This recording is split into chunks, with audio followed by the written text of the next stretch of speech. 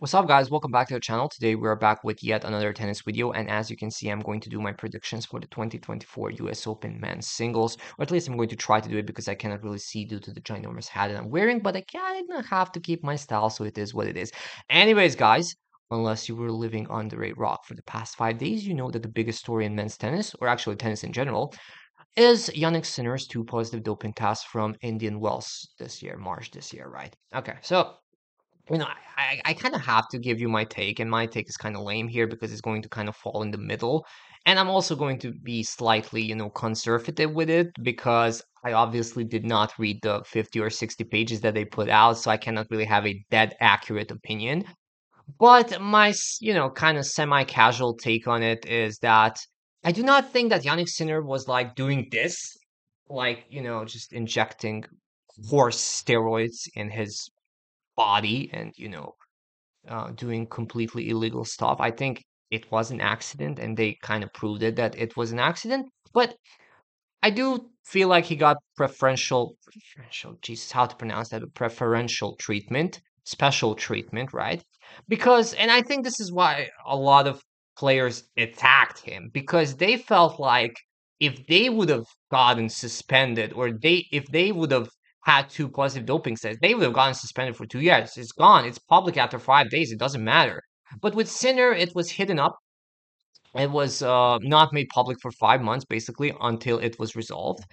And nothing really happened to him besides losing 400 points, which was also really weird. I do not understand. So I have two problems with this. I really have two problems with this. One is when they put out that statement, they said 1 billionth of a gram, which was such a lame PR move because it makes the casual think that it's really just a ridiculously small, not going to change anything amount. So if that would have been a, almost nothing amount, the threshold would have been higher. So if 1 billionth of a gram equals a positive test, that means that 1 billionth of a gram actually means something, right?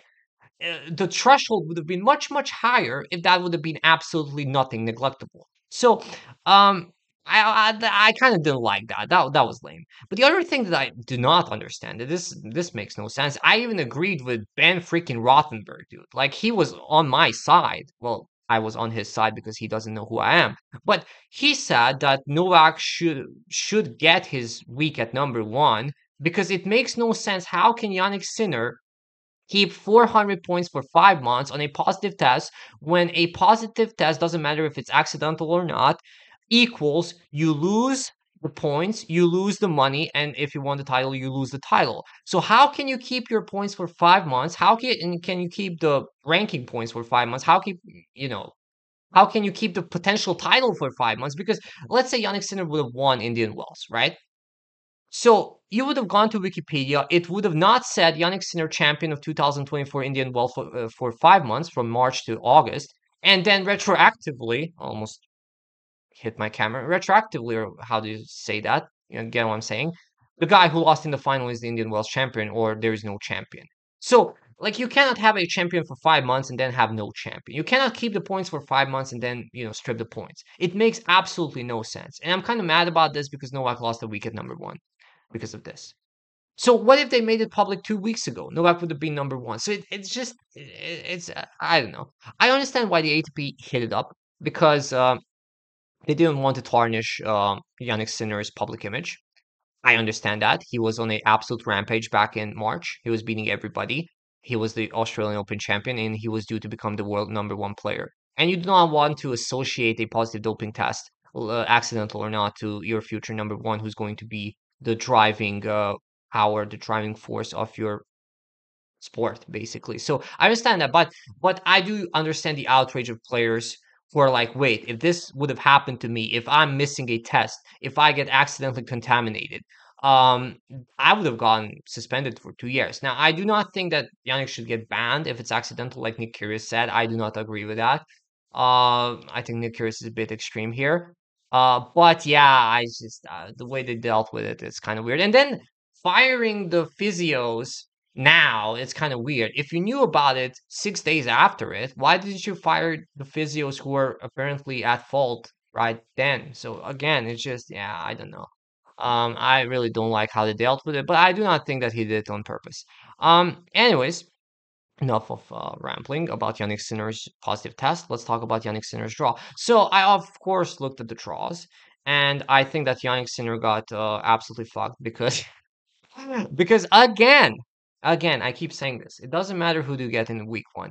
It matters if you or when do you get the guys who can beat you, or when do you get the guys who are capable of winning this tournament. And I think there are five guys who can win this tournament. Not like I'm not saying that Medvedev and Zverev are going to win the tournament, but if you would come to me from 2 weeks from now or 15 days, whatever, and you would say, well, 2024 U.S. Open champion Daniil Medvedev or Alexander Zverev, I'd be like, yeah, that's it's possible. It's possible that it happened. If you would have said like Grigor Dimitrov, Alex Deminor, Casper Ruud, something like that, I would be like, yeah, you're lying. You're full of shit. So I think there are five guys who can, win this tournament. Obviously Novak, obviously Carlos, obviously Sinner, and then Medvedev and Zverev to a certain extent. And of course, when there are five guys who can win the tournament, one of them is not going to be seeded 1 to 4, and one of them is going to be a really nasty opponent to somebody from 1 to 4 in the quarters, which, by the way, happened already twice this year. Happened in Australia when Alexander Zverev was the fifth seed and Yannick Sinner got him, and not Yannick Sinner, Carlos Alcaraz got him, and Zverev actually beat Carlos Alcaraz, and then Zverev was actually up 2 to 0 versus Medvedev, and he almost made the finals.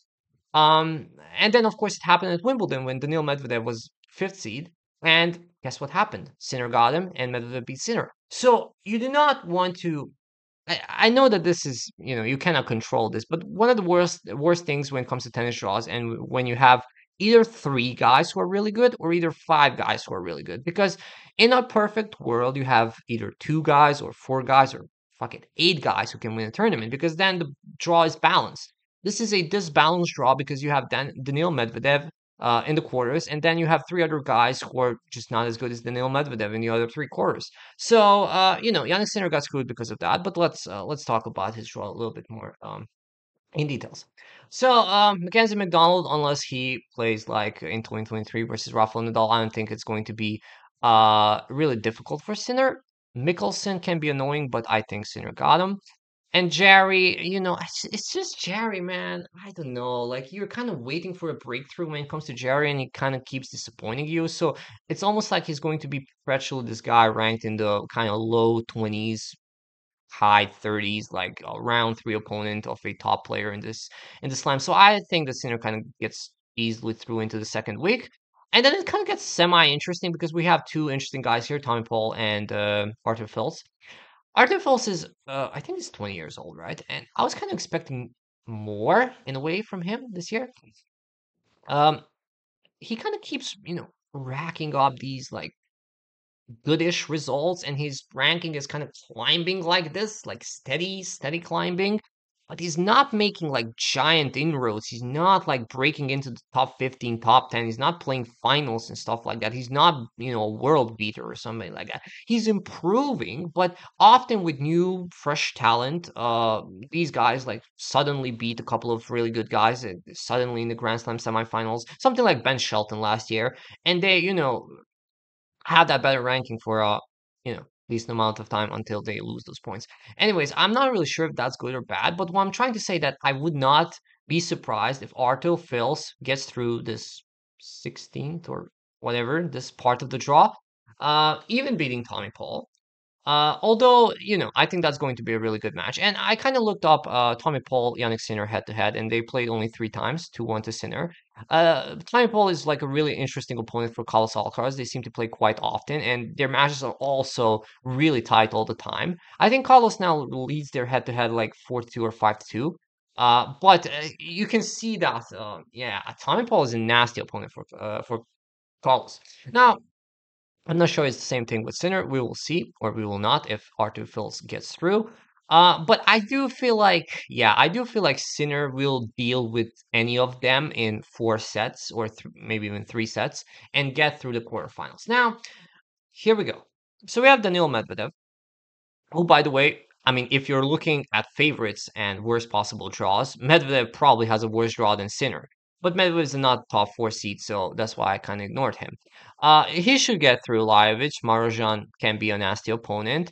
Yeah, I think he beats Kaboli. So Medvedev is in the fourth round, and then in the fourth round, Stefanos, which is not an easy opponent despite his struggles, despite his lack of form at the U.S. Open in the past. And it might even not be Stefanos because Tanasi Kokinakis can't beat him. And then, of course, you have Felix, who's sort of like I don't know. I don't know. Maybe he loses to Djokovic. I don't know. Felix is kind of up and down. So, I mean, let's say it's Tsitsipas for the sake of argument. I think Medvedev beats him, although it's not an easy match.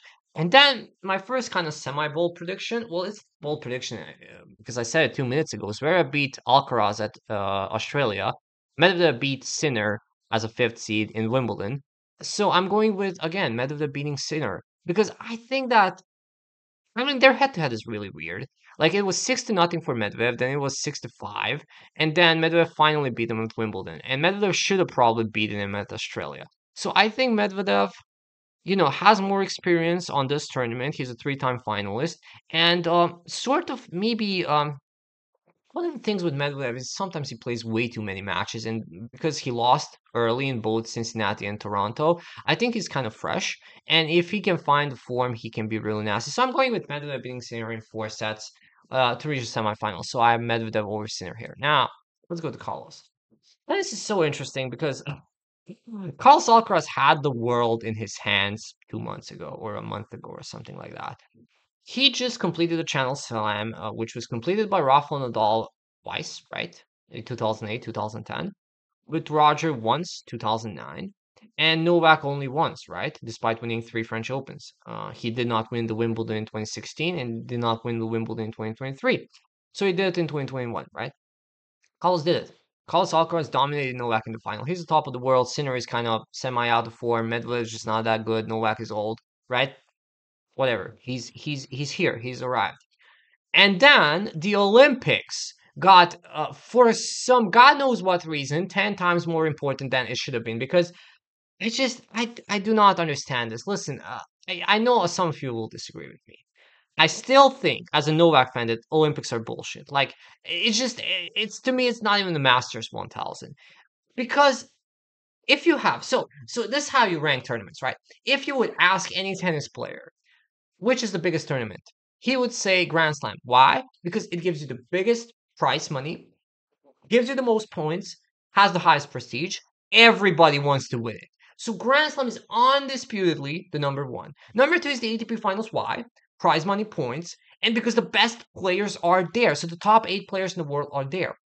Masters tournaments, yes, there is some scheduling things that I'm going to miss this in this tournament because I'm tired, especially when you're older. But if you're a young, healthy player, you're going to play every single Masters tournament and you want to win it. When it comes to Olympics, half of the guys don't even want to play it. Like, yes, a lot of them will say, I want to win the gold medal for my country. But if half the guys say, I want to win the gold medal, and the other half is like, nah, I don't give a fuck.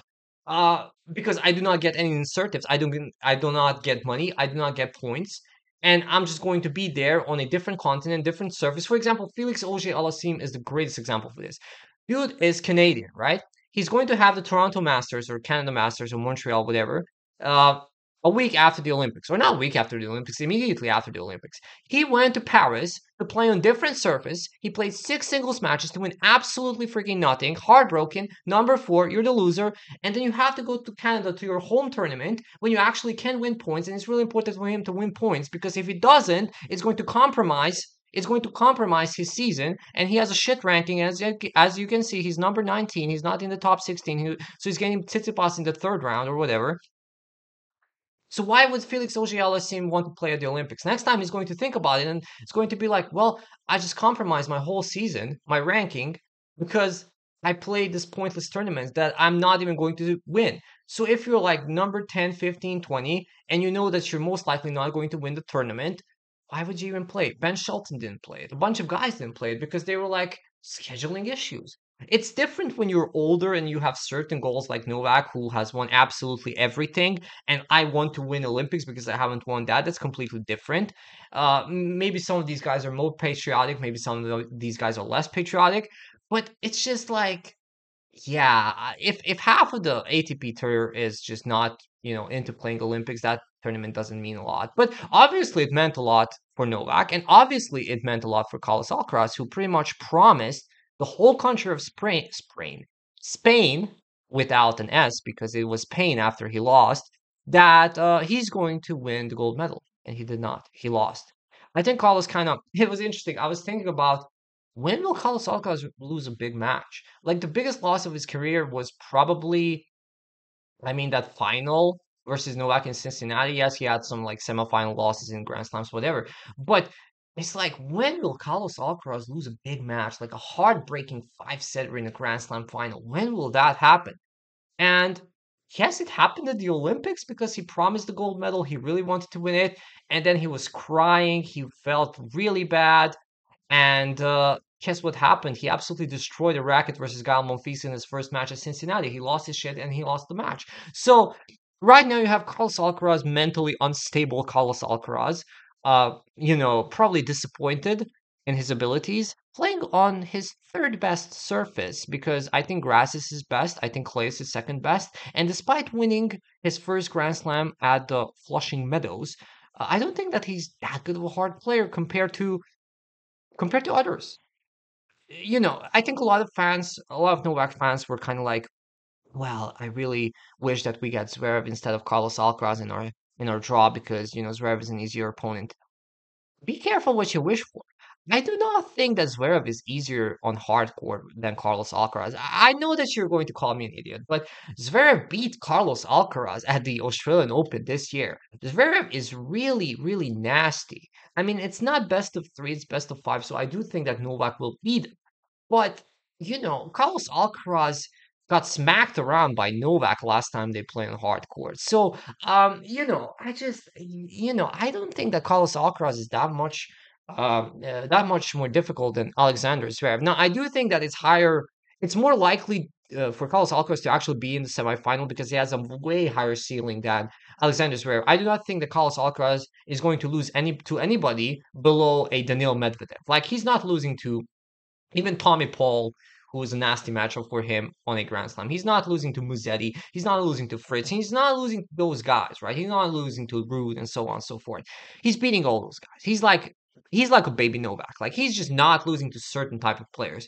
When with Zverev, it's kind of different. He can lose to Fritz, he can lose to Musetti, he can lose to these type of players. But when it comes to Novak versus Alcaraz in hardcore and Novak versus Zverev in hardcore, best of five, I don't know. Like maybe a bit. Carlos Alcaraz is a bit more difficult, but it's just you're kind of underestimating Zverev here. Anyways, his draw, he's playing Li Tu. Okay, haven't heard of him.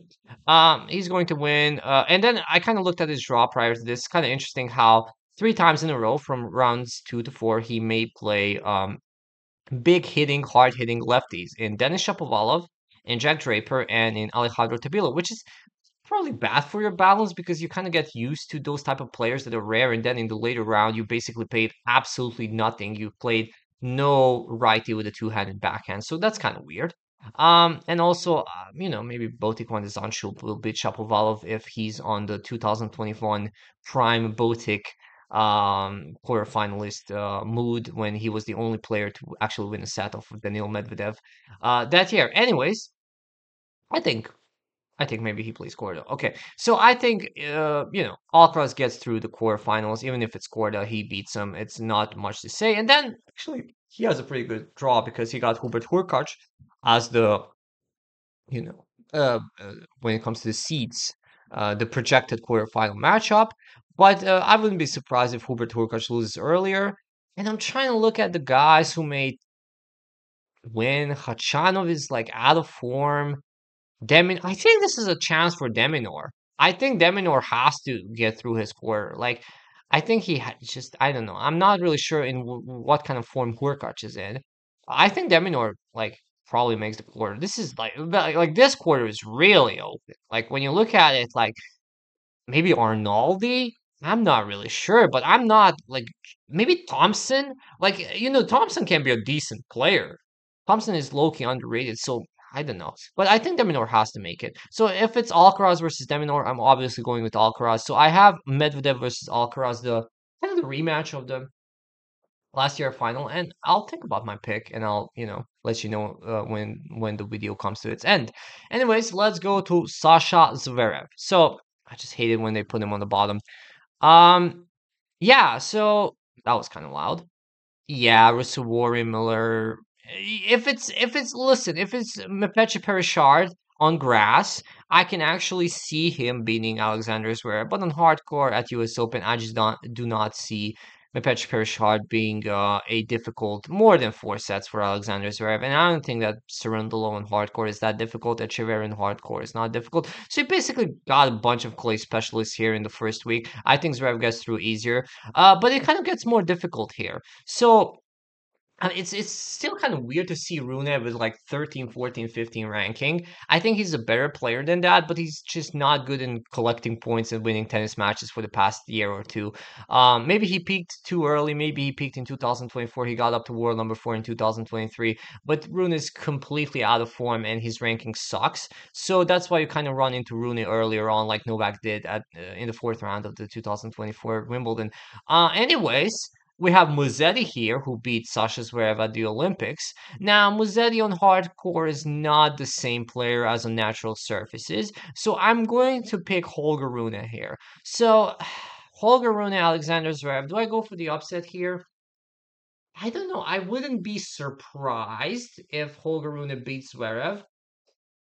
But I'm still going with Sasha. Like, I think it's more likely, obviously, that Sasha beats Holger Rune. Now, Taylor Fritz.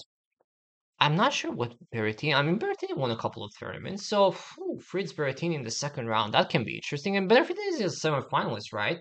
Semifinalist from 5 years ago, 2019. Yeah, versus Rafa. I remember that he beat Gael Monfils in the quarterfinals. That was really sad. Okay, Ugo Umber. Okay, I kind of didn't really look at this part of the draw, so I'm kind of thinking Monfils probably has gas to annoy Casper Ruud for a couple of sets and then to lose. So I think Casper Ruud.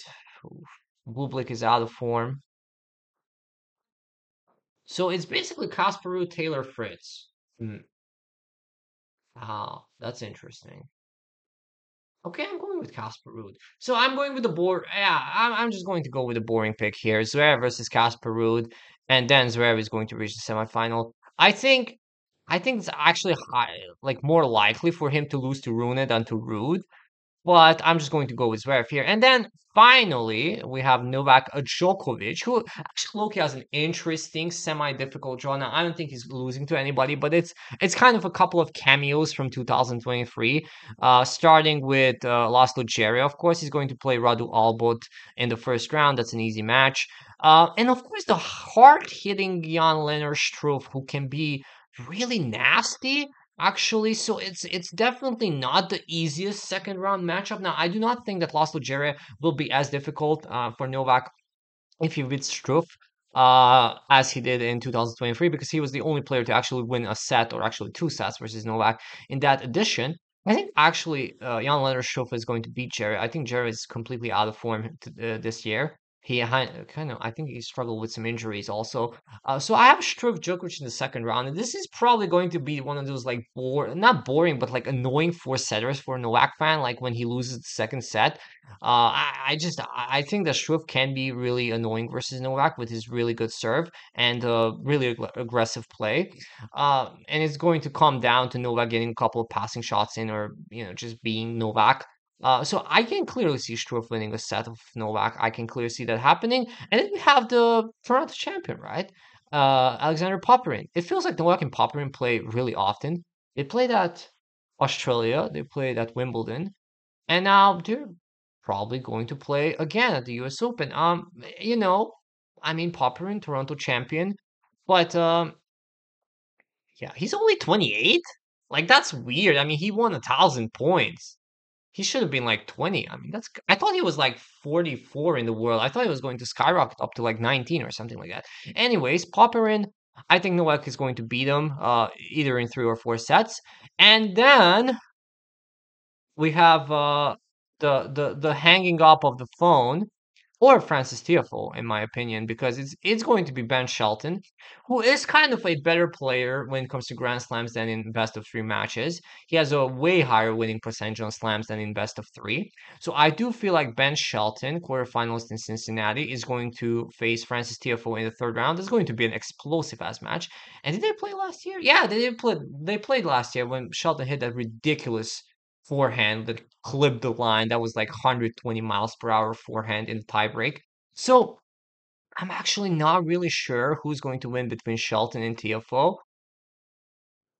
Maybe Shelton. I don't know. It feels like I do not really like Shelton, but I feels like in like sort of like higher stakes Grand Slam with the crowd is on his side versus a okay-ish opponent, I will pick Ben Shelton here. So we have Novak and Shelton in the fourth round, which is going to be interesting. I don't know if they made up or they still kind of have the beef. I think Deminor and Novak, for example, had a cold handshake 2 or 3 years ago, and now they're kind of friendly to each other. So we will see that. But I do feel like Novak is going to beat Ben Shelton quite comfortably. I think it's weird that some people think that Ben Shelton and those type of players have an opportunity versus Novak because Novak made his bread and butter, or Novak's bread and butter, let's say it that way, are basically just hard hitting one dimensional players like Fritz, who's better than Shelton, or like Milos Raonic, who never beat Novak. He's just Berrettini. Like all of these players are better than Ben Shelton, have less holes than Ben Shelton, and Novak just destroys him because he's just complete. He's just solid. He's just going to return some balls that they are not used to, and they're just going to make mistakes. So I don't think that Ben Shelton is a dangerous opponent for Novak Djokovic. We'll see, but I don't. If Novak is like even semi motivated and semi healthy, like he's just going to beat Ben Shelton. And then in the quarterfinals, will Andrei Rublev lose his 12th straight quarterfinal? I'm not really sure. I mean, Sabot Wild, Eubanks, Lehecka. Lehecka is low key dangerous here. He might do something. And then Dimitrov, who's sort of like is he a dark horse? Is he underrated? Is he overrated? I'm not really sure. Is he going to make the step necessary to finally do something? So I'm not really sure what to think of Rublev. He can lose in the first round. He can make the quarterfinals. Lehechka can do something. And then Dimitrov. Anyways, either of those three guys are not beating Novak. So Novak is going to be in the semifinals. So my prediction, I'm gonna just go with Lehechka. Fuck it. Like I'm just going to go with Lehechka to make the quarterfinals. So it's Novak versus Lehechka, it's Zverev versus Ruud, it's Alcaraz versus Deminor, and it's Sinner versus Medvedev. With Medvedev winning, with Alcaraz winning, with Zverev winning, and with Novak winning. So we actually have the top four seeds. It's kind of a boring pick, but yeah. I felt like last year I got a good prediction in because I thought that Novak's side of the draw is going to fall apart simply because of a bunch of out of form players and a bunch of way too highly ranked players. I think this year is pretty much going to be the top four seeds. I'm listen, like it would have been the biggest surprise in the world if Zverev beats Novak. I remember their 2021 match, and it was like really tight. It was a tight five setter, although the fifth set wasn't really competitive. With Zverev is like I don't know. It's just he kind of finds a way to not be at his peak when it comes to a really important match. Like he was up 2-1 versus Alcaraz in the Roland Garros final. He was up 2-0 versus Medvedev in the Australian Open semifinal, and then he lost to Fritz at Wimbledon. It's just weird. Like I mean, he should have had a slam or two already. And is he too old? Is he just going to be a perpetual loser? Or is he finally going to overcome the obstacles? I don't know. I have to go with Novak. Maybe I'm slightly biased. It wouldn't have been the biggest surprise in the world if Zverev somehow beats Novak, but I don't know. I'm just going with Novak in four sets. I think he beats Sasha. And then Medvedev. Wait, so oh yeah, of course it's not the top four seeds because Sinner is the number one seed. Jesus, Sebastian. Okay, Medvedev versus Alcaraz rematch of the 2023. Huh. Medvedev played great that day. I'm not really sure if he can replicate. It's really like again for Medvedev to beat Sinner and Alcaraz back to back. That's a bit too much. So if I'm picking Medvedev to beat Sinner, I think Alcaraz beats him. Like I think it's just same at Wimbledon, maybe a bit tighter, maybe in five sets. Maybe it's long back and forth, but I have Carlos Alcaraz beating Daniil Medvedev in 4 or 5 sets in the other semifinal. And then Alcaraz versus Djokovic. I'm just going to go with a Novak Djokovic pretty straightforward 3 or 4 set victory. I just do not see. I mean, this is kind of weird because a bunch of people said I do not see Carlos Alcaraz losing to Novak in the final of the Olympics, and then Novak beats him in 2 sets. I personally do not see Carlos Alcaraz like I see, but I do not think that Carlos Alcaraz will beat Novak Djokovic in the U.S. Open final if both of them are like decently healthy and in form. I just think that Novak is better in hardcore. I'm sorry. So I have Novak Djokovic winning the 2024 US Open men's singles, beating Carlos Alcaraz 6-3, 7-5, 6-3, 7-5. Let's give him a set 4-6. No, 1-6, 6-3, something like that. Okay. That's my prediction. We'll check on the predictions in 2 weeks. Thank you very much for watching and see you.